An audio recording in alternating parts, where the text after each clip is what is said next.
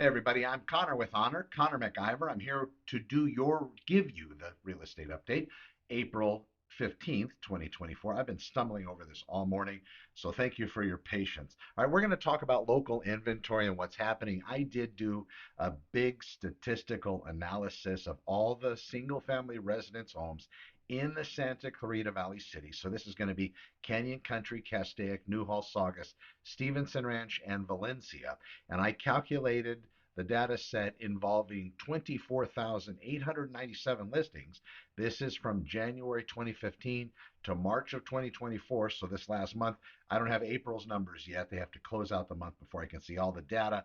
But for all of these cities, I did want to talk about a couple of things, then I'll get into the local daily inventory. So, with regard to these different areas, there's a few different trends. It depends on where you want to purchase, how far your money is going to go. The cities in Santa Clarita Valley are priced differently, albeit pretty similar in nature, but again, it's going to depend on where you want to live and what kind of comforts you want to have and the style of housing. So if you move through Santa Clarita Valley, if we're talking about commute distances to Greater Los Angeles, typically the further south in the Santa Clarita Valley, the less traffic you're going to have to contend with over time. So if you are one of those commuting people, I did it on a police motorcycle, so I know that's unfair, but as far as vehicle goes, yeah, tough. So the closer you get to the southern part of Santa Clarita Valley, it's going to be better for you regarding commute. So that happens to be Newhall and Stevenson Ranch, Valencia, and on the 14 side, we have Newhall and Canyon Country, kind of further south. Now, Saugus and Castaic, a little bit further north, you'll notice Saugus is kind of in between of the Y in Santa Clarita, one side being the 14 freeway and the other side being the 5 freeway, Saugus kind of being about here in my forehead. Saugus is a little further from the freeways, depending on where in Saugus, but you also need to balance that out with the type of schools and the Blue Ribbon award system. And the Blue Ribbon schools that basically populate most of Saugus from elementary all the way to high, something to check into. So you being close to the freeway might be great for commute purposes, but now you're thinking about education for the kids. There's a trade-off. So that's something to consider. Are there great schools in the southern cities in Santa Clarita? Absolutely, Blue Ribbon as well. It's just going to depend on your own research where you decide to live. Last 7 days in Santa Clarita Valley, I did pull up that data this morning, and you can see different data sets here. But when I did pull it up, we have currently 10 coming soon listings in Santa Clarita Valley. 83 new listings have been added to the for sale market in the past 7 days. Price changes 45. These are actually reductions in prices, and that has some people a little concerned. This isn't anything to panic about, and this is very typical as far as market data goes. We do see that we have 17 properties have canceled their escrows and gotten back onto the market for sale. Again, not uncommon in this particular time or really any market where you can see an average of 20 to 30% of the real estate listings actually fall out of escrow and get remarketed and put back onto the market as for sale.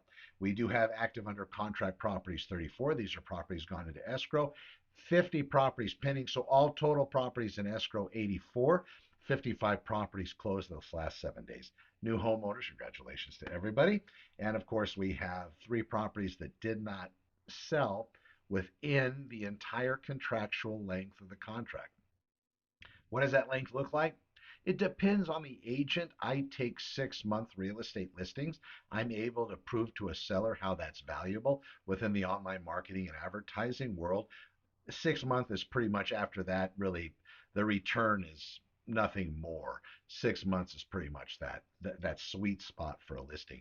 I explain that to my sellers, but some agents do it less. They'll do 3 4 months or a month or even less if they're really trying to schmooze the seller. Just watch out for that because there's a reset point after a property finishes on the market. Let's say it didn't sell, depending on the status it was, and depending on how that contract is written, could depend on whether or not you got to let a cooling off period occur before you come on back onto the market and actually are new in status. It's going to show that it carried a historical listing that never sold, and that may be detrimental to a seller, just depending on what type of market it is. Currently, it's really hard to mess it up now because of the high buyer drive and it being a seller's market here in Santa Clarita Valley. And by mess it up, it's not too difficult if you do have your listing price correct, you have your property prepared, you have everything put together that has as it should be. So all of the rooms in your residence have been put back to their originally intended purpose.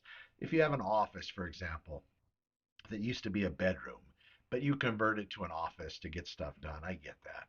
Whenever it comes time to sell, you're going to want to return that back to a bedroom.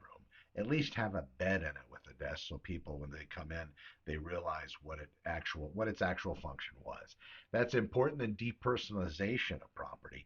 That's huge as well because most people as they're coming into real estate, they want to have the as blank of a canvas as they possibly can as they're imagining themselves and their family, if they take it that far emotionally, attaching, hanging those mental curtains, now all of a sudden they're into your house and they love it. We just don't want to put any obstacles in between those buyers looking at your residence and then potentially wanting to buy it. That's something that really needs to be considered and worked out. You should have that agent walking through your residence giving you those tips, what information, what things to look at, what things you need to change. Also, the other question comes in this: how much money am I going to have to spend to put upgrades and updates into my residence? Right now, probably little to none, just because there's very low competition numbers. If that changes, when the market does change from being a seller's market to a buyer's market, then we're going to see a different dynamic. And then here's something else as well.